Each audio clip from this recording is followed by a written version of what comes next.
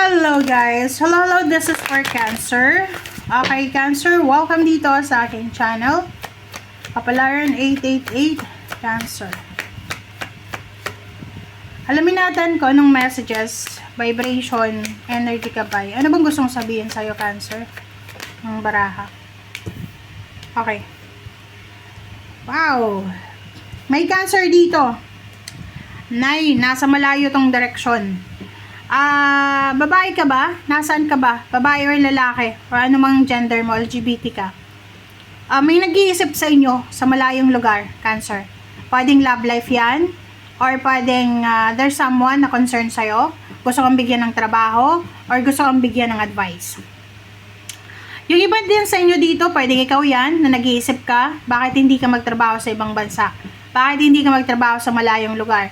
Bakit hindi ka lumipat sa malayong lugar para tumira? So, eto yung mga ano mo ha. Eto yung, kumbaga, focus ng reading mo sa ngayon.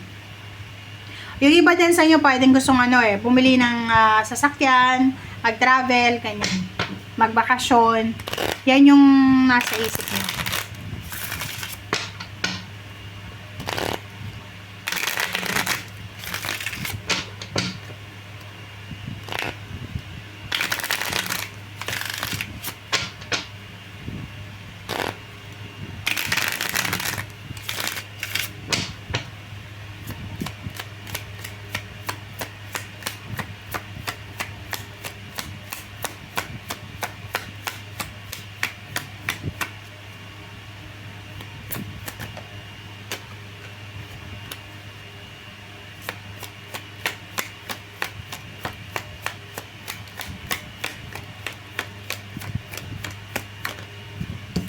Alright, Ace of Heart, number 11. This is facts, Cancer. Yung facts na to, sinasabi ng baraha, Cancer, na mag-iingat ka. This is warning, awareness para sa'yo. Sinasabi ng baraha, you need to be careful. Mag-iingat ka sa mga acquaintances mo, sa mga bagong kakilala, or kahit sa mga dati mong kakilala. Mag-iingat ka. Okay? Kasi there's parang mga tao sa paligid mo na talagang sila, anong tawag dito? Yung talagang isinilang silang traidor na hindi mo pwedeng pagkatiwalaan. Alright?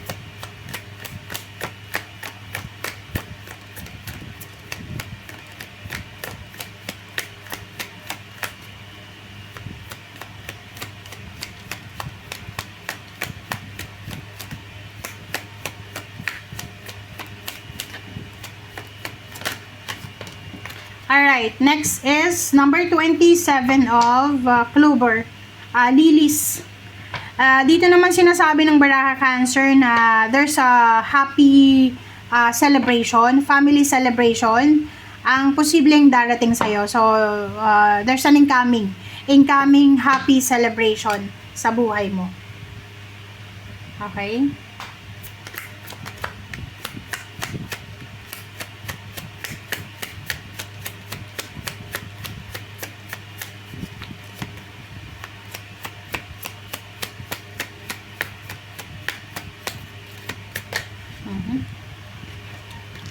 Number 12, this one is children. So, sinasabi ng baraha sa'yo,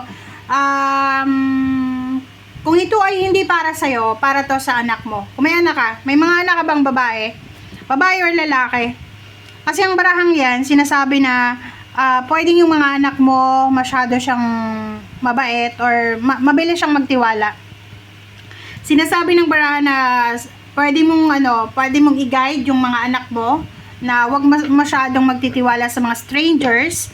At the same time, you will receive a happy news galing sa anak mo. So, pwedeng there's a recognition, scholarships, awards, rewards, or whatever good news man na matatanggap mo para sa'yo galing sa anak mo.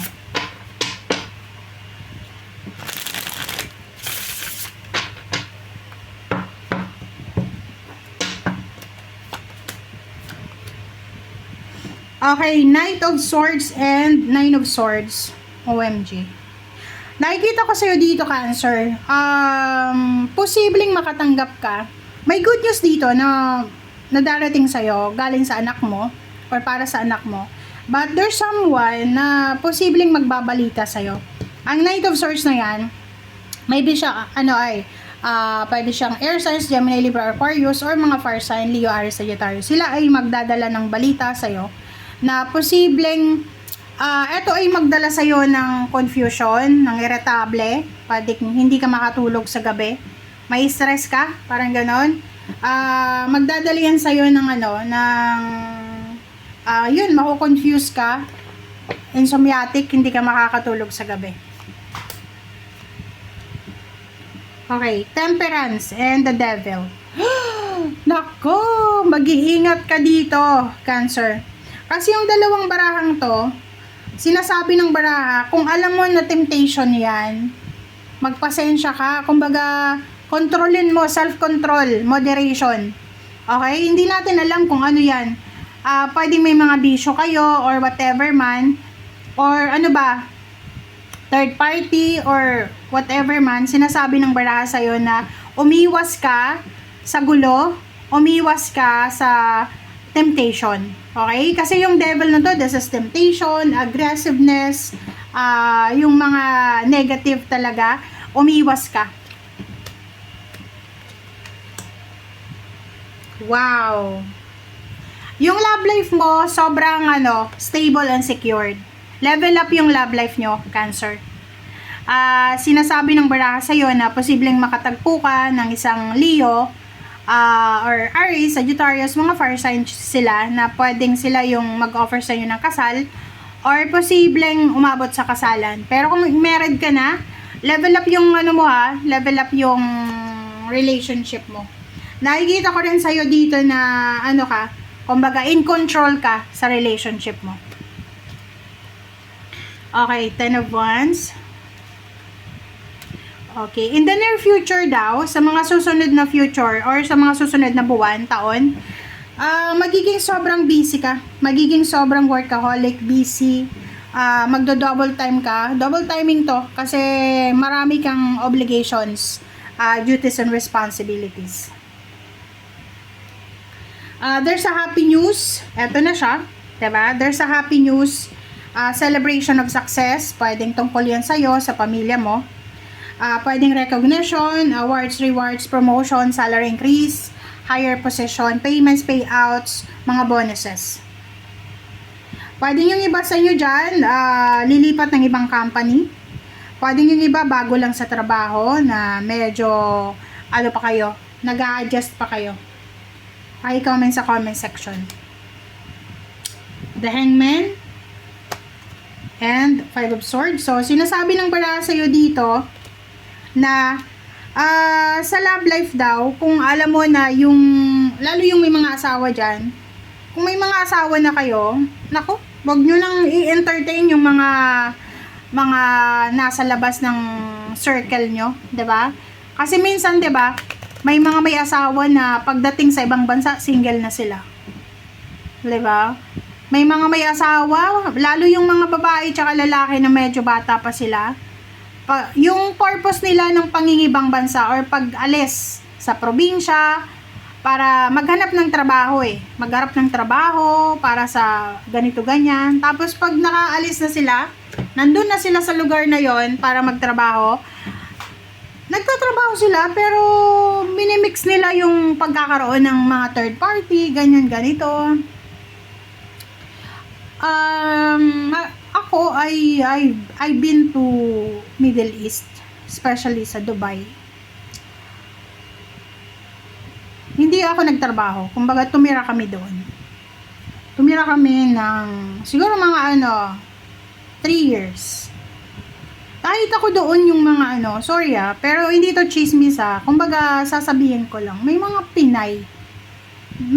Pinay ako na nakausap na daw sila, may mga anak, may asawa sa Pilipinas. Tapos doon meron silang may mga ka-live-in sila. Tapos yung asawa ko, tinatanong ako, paano nila na yun, di ba? Pag uuwi ka ng Pilipinas kasi magbabakasyon, kasama mo yung asawa mo. Yung asawa mo hindi nakakahalata na meron kang iba. ang rason nila, yung reason nila, which is, ay hindi naman ako nagmimente sa aking mga padala. Yun lang. Parang sinasabi nila, pinapadala nila yung asawa nila, yung mga anak na nag-aaral sa Pilipinas. So, parang nilalagay nila sa sarili nila na lisensya nila yon para mag-cheat, magkaroon ng third party.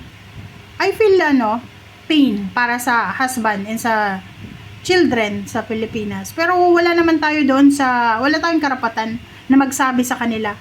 Ang ginagawa ko noon dati, nakikinig lang ako, observe lang. Pero yung husband ko, sinasabi sa akin na mali yung ginagawa nila. So, huwag kang makikipagkaibigan sa kanila kasi yung kasalanan nila pwedeng i-transfer sa'yo. Ma-transfer yun sa'yo because you're not doing anything eh. Hindi mo sila ina-advise na tumigil. Sabi ko naman, wala tayo doon, wala tayong karapatan na magsabi sa kanila na, oy, tumigil ka sa pagkakaroon ng kalibin dito sa ibang bansa kasi ang purpose mo pagpunta dito, di ba, makaipon para magkaroon ng magandang buhay. Magandang buhay naman daw yung mga anak sa Pilipinas tsaka asawa. Kaya free siya na magkaroon ng kalibin sa ibang bansa.